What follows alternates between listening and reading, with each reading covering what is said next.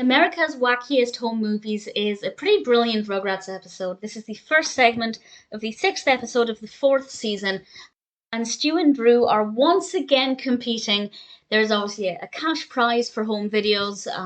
These have kind of had their heyday now because of the internet, but certainly in the UK, You've Been Framed was a weekly Saturday night entertainment programme with a cash prize, although I'm sure it was like £50 or something. But nevertheless, there's a cash prize for a lot of money, and Stu and Drew both decide to enter. It's a competition to enter a funny video of your children.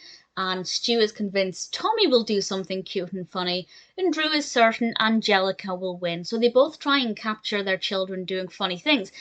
Angelica has told Tommy, though, that the camcorder is actually a clam quarter, which is pretty clever because if you clam up, you get a quarter when the camera's on you, which I thought was a very clever way of playing with the name, and it meant that Tommy wasn't doing anything funny in front of the camera.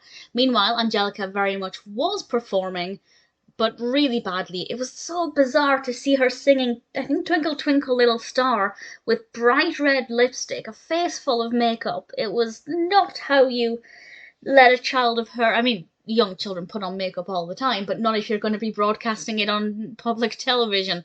It was a bit too much.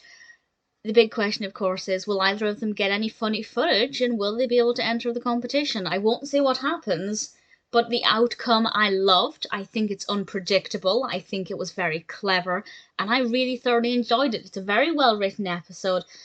And I'm not a big fan of funny home videos. I don't really care for them. I never really cared for You've Been Framed that much. But there is a funny bit in this where Tommy is rolling around on his ball, and just the way it was animated was just the funniest thing ever, and I really thoroughly enjoyed that. Everything else, I mean, it's entertaining enough, but obviously Tommy wasn't doing funny things when the camera was on him.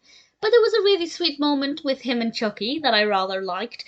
So it is a really good episode, very well written, as I said, with some surprising moments. It's definitely not completely predictable. I don't like the shouting with Stu and Drew yelling at each other. I don't like loud noises, I never have. So that bit I didn't love. But certainly it helped to highlight the tension between the two brothers. But otherwise, it's a really good episode. Very sweet, very well written. Definitely one I'd be happy to watch again.